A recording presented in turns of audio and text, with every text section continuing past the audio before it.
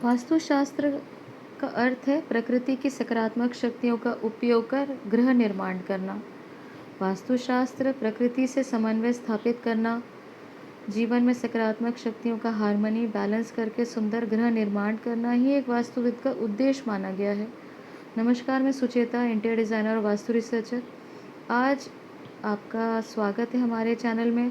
और जिस विषय पर आज हम चर्चा करने वाले हैं वह वनस्पति रहस्य की एक कड़ी में महत्वपूर्ण जानकारी है। इसे मैं महत्वपूर्ण इसलिए कह रही हूँ क्योंकि इसे आप जानकर अपने जीवन में धन संबंधी लाभ को प्राप्त कर सकते हैं, अतः इस वीडियो को अंत तक ज़रूर देखें। हर वनस्पति की अपनी महत्ता है, उपयोगिता है, प्रयोग करने की विधि है। इसे जानना, इसका लाभ उठाना ही एक वास्तुविद का या वास्तु विद्यार्थी का एक धर्म है। और यह भी समझना परम आवश्यक है कि वनस्पति विज्ञान, प्रकृति और वास्तुशास्त्र बिल्कुल अलग नहीं है। इसे आप अलग करके नहीं देख या समझ सकते। और आज जिस पौधे के बारे में हम बात करेंगे उसका नाम है जेड प्लांट। और यह जानना बहुत आवश्यक होगा कि जेड प्लांट को न केवल वास्तुशास्त्र में अपितु फैंग शुई में भी बहुत उत्तम स्थान प्राप्त है। इसे शुभ प्लांट माना, एक सुंदर शुभ पौधा माना जाता है और इसे भी फैंग शुई में धन के साथ जोड़कर देखा जाता है। यह समझना परम आवश्यक होगा कि वास्तुशास्त्र और फैंग शुई में क्या डिफरेंस है, क्योंकि इसे समझकर आप इसका पूरा लाभ उठा पाएंगे। वास्तुशास्त्र फैंग शुई की जननी है और यह भी जानना आवश्यक होगा कि हमारे ही सिद्ध महात्मा, जिन्हें वास्तुशास्त्र का पूर्ण ज्ञान था, चाइना गए और वहाँ की भौगोलिक वातावरण आदि के परिवर्तनों को ध्यान में रखकर फैंग शुई का उन्होंने रचना की। जैसे एक उदाहरण से आप इसे समझ सकते हैं। हमारे वास्तुशास्त्र में उत्तर दिशा को शुभ, सात्विक और देवी देवताओं का स्थान माना जाता है, निवास का। और यही फैंग शुई में उत्तर दिशा को बहुत अशुभ माना जाता है। अब इसके पीछे रीज़न क्या है, कारण क्या है? उत्तर दिशा चाइना में मंगोलिया से जुड़ी हुई है और मंगोलिया से बहुत भारी पीले मिट्टी की तूफ़ान चाइना में आते हैं और जिसके कारण वहाँ बहुत तबाही मचती है। इसीलिए आप देखेंगे पूरी दुनिया में मात्र चाइना में ही पीले लोग पाए जाते हैं। यहाँ की स्किन का टोन ही पीला इसलिए क्योंकि वहाँ मंगोलिया से जो तूफ़ान आते हैं वहाँ की मिट्टी पीली है। अब इसीलिए वहाँ पे द्वार, खिड़की आदि बनाना निषेध है उत्तर दिशा में और इसे अशुभ माना जाता है।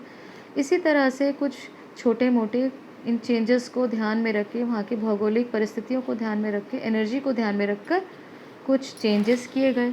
यहाँ एक और एग्जांपल है, जैसे हम बैम्बू को वास्तुशास्त्र में निषेध माना जाता है। बैम्बू ट्री को, जैसे बांस के पेड़ों को हम घर में नहीं लगाते, बांस के पौधों को हम घर में लगाना बहुत अशुभ मानते हैं क्योंकि उसकी एनर्जी बहुत नेगेटिव है। परंतु बांस से जुड़ी हुई संबंधी वस्तुओं को, जैसे मैंने आपको बताया था बैम्बू प्लांट्स का जो वीडियो बनाया था पेंटिंग के ऊपर, उसमें मैंने इसे समझाया था कि बांस से जुड़ी हुई सूपा या बांसुरी आदि रखना शुभ माना जाता है। उसके पीछे रीज़न भी मैंने दिया था। परंतु यही फैंग शुई में फैंग शुई में बांस का प्रयोग करना बहुत अच्छा माना जाता है, उसका पेड़ लगाना घर में अच्छा माना जाता है। इसी प्रकार वहाँ की एनर्जी, वहाँ के प्लांट्स, वहाँ की भौगोलिक परिस्थिति, वातावरण को ध्यान में रखकर इन परिवर्तनों को किया गया है। अब वापस हम अपने विषय में आते हैं। जेड प्लांट के क्या नियम हैं जिसे जानकर आप इसका पूरा लाभ उठा सकते हैं। ये जानकारी बहुत आवश्यक है, इसे अंत तक ज़रूर समझें। पहला जो है इसमें कारण कि जो आप जेड प्लांट को इंडोर प्लांट की तरह भी यूज़ कर सकते हैं, इसका प्रयोग कर सकते हैं। परंतु 15 से 20 दिन में इसे आप 1 या 2 दिन के लिए सूर्य का प्रकाश ज़रूर दें, ताकि ये पूरी तरह अच्छी तरह इसका ग्रोथ हो सके, इसमें कहीं फंगल या कोई बैक्टीरियल इन्फेक्शन ना हो। अगर कहीं इसमें कुछ कीट वीट लग भी गई तो सूर्य के प्रकाश से वो पूरी तरह साफ़ हो जाएगी। तो इसका ध्यान रखें, इसको इंडोर प्लांट की तरह यूज़ करें। नेक्स्ट पॉइंट है, इसे आपको स्वच्छ साफ स्थान पर ही लगाना है।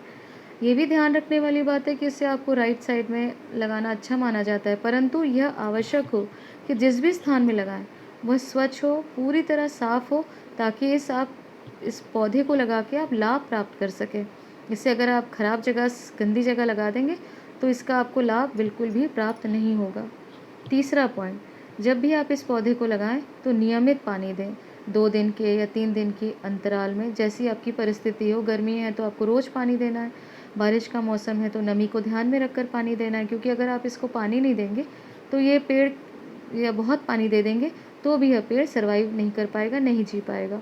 इसे समझने का आसान तरीका क्या है? आप अपनी उँगली के माध्यम से, जैसे आप पेड़ में पानी देना है कि नहीं, आप अपनी इसकी मिट्टी में अपनी उँगली से स्पर्श करके देखिए। अगर नमी महसूस हो रही है तो इसमें पर्याप्त मात्रा में पानी है, इसे आपको पानी नहीं देना। और अगर पानी मिट्टी इसकी सूखी है, हाथ में नमी महसूस नहीं होती, तो अवश्य इसमें पानी देने की आवश्यकता है, ज़रूरत है।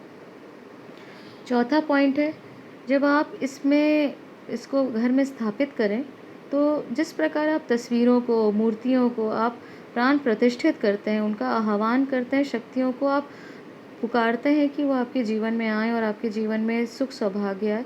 इसी तरह आपको बिल्कुल नहीं भूलना है कि वनस्पति भी एक विज्ञान है, परंतु यह जड़ या सुषुप्त है। इसे जागृत करना पड़ता है। वनस्पतियों का लाभ लेना है, शुभ फल की प्राप्ति की इच्छा है, तो उनसे प्रार्थना करनी पड़ती है। अन्यथा आप इसमें अपने जीवन में इसका शुभ फल बहुत ही नॉमिनल देखेंगे।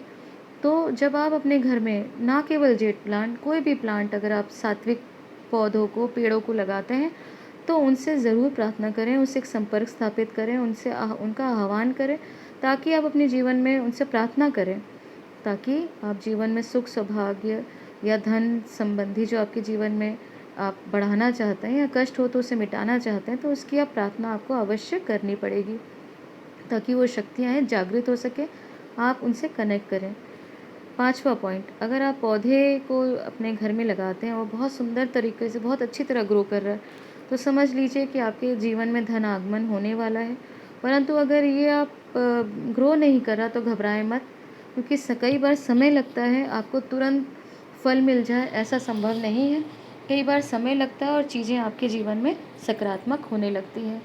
6वां पॉइंट, इस प्लांट को घर पर आप लगा रहे हैं, आप इसे कमर्शियल जगह में भी लगा सकते हैं, जैसे अपनी फैक्ट्री, शॉप, दुकान, ऑफिस, इन स्थानों पर भी आप इसे लगा सकते हैं। यह सिर्फ रिस्ट्रिक्टेड नहीं है घरों तक। अगर आप अपनी ऑफिस में लगाएं, शॉप में लगाएं, तो भी आपको अच्छा फल मिलेगा, लेकिन इन नियमों को, जैसे मैंने ऊपर में बताया, उसका ध्यान रखना ही पड़ेगा। और ये भी ध्यान रखना होगा कि कमर्शियल प्लेस में से कोई चोरी ना कर ले, नहीं तो ये धन हानि का भी कारण बनता है। तो इसको ऐसी जगह लगाएं जहाँ कोई चोरी ना करे। 7वां पॉइंट, इसकी एक छोटी सी एक प्रजाति होती है, इसी में एक छोटी प्रजाति होती है जिसे आप घर में, जिसे लगाना बहुत शुभ नहीं माना जाता। शुभ तो होगा, लेकिन उतना फलदायी नहीं माना जाता।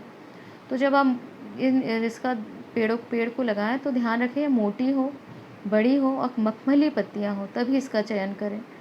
हाँ, इस 6वें पॉइंट से जोड़कर मैं आपको एक बात अवश्य बता दूं, अगर कोई इन प्लांट्स को चोरी करता है, कोई सात्विक पेड़ पौधों को ये सोच के चोरी कर लेता है कि उसको जीवन में लाभ होगा, तो ये बहुत बड़ी गलती है। ऐसा कभी भी नहीं हो सकता कि आप किसी के सामान को उठा लें, किसी की चीज़ें ग्रहण कर लें और आप उससे लाभ प्राप्त करने की इच्छा करें। ये एक भ्रम है, ये एक मिथ है, जिसको लोगों के अंदर क्यों फैलाया गया नहीं मालूम, लेकिन ये गलत है। इससे आपको कोई लाभ नहीं होगा। हाँ, अभी तो हानि अवश्य होगी, इसकी गारंटी है। 8वां पॉइंट, आप जब इसकी कटिंग करें, ये सबसे इम्पॉर्टेंट पॉइंट है, सबसे इम्पॉर्टेंट बात ध्यान रखने योग्य है। अगर आप इसे मिस कर गए तो आपको इसका लाभ उठाने में बहुत अड़चन आएगी, और इसका बहुत ध्यान रखना है, क्योंकि मैंने देखा है इसमें बहुत फ़र्क पड़ता है। अपने अनुभव के अनुसार बता रही हूँ कि जब आप इसकी कटिंग करें, तो इसकी कटिंग, जैसे आप इसकी छटाई करें, जैसे हम कहते हैं, तो इसकी छटाई करके जो इसके एक्स्ट्रा पार्ट्स निकल जाते हैं, जो उसको आप फेंकिए मत। अगर आप इसे फेंक देंगे तो ज़रूर धन हानि या संपत्ति का ह्रास होने का एक कारण बन सकता है, धन हानि का कारण बन सकता है। तो बिल्कुल आप इसे फेंकिए मत, अपने ही घर में किसी गमले में या छोटे से स्थान में, मिट्टी में आदि में इसको लगा दें, ये वापस से जी जाएगा। आपको किसी को गिफ्ट करना है, आप इसे कर सकते हैं, परंतु इसे फेंकिए मत, अन्यथा इसका पूरा जो लाभ है ये उल्टा हो जाएगा। ये है वास्तुशास्त्र से जुड़ी हुई गृह निर्माण से संबंधित कुछ नियमों को, कुछ प्लांट्स के बारे में, जेड प्लांट के बारे में जानकारी। अगर आप प्रकृति, वनस्पति विज्ञान से जुड़ी जानकारी चाहते हैं और चाहते हैं कि आप इस संबंधी वास्तुशास्त्र आदि के संबंधित और आपको इम्पोर्टेंट डिकोडेड कुछ जानकारी प्राप्त करना चाहते हैं, तो ज़रूर हमारे चैनल को लाइक करें, सब्सक्राइब करना बिल्कुल ना भूलें। धन्यवाद।